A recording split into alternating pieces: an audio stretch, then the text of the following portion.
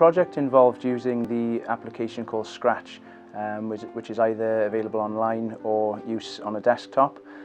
Scratch is an application where children can use blocks of code to create algorithms to then sort of control sprites within a game environment.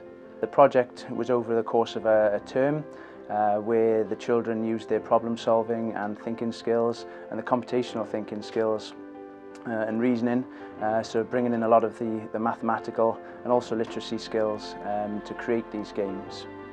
The best thing we got out of the project was probably our coding skills. We've really enhanced them and made them much, much better. What I found most rewarding was the success that the children have had from their games that they've created. Seeing a problem develop with the code, to see that problem then develop into a success and that bit of code actually working, and their game then working, and the smiles on their faces, understanding that success has been fantastic to see.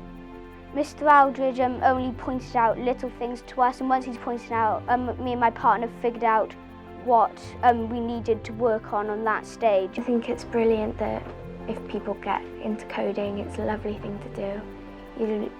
It's basically lots of skills all combined in one skill, and it's just really, really fun. Make your own website, own games, it's so fun.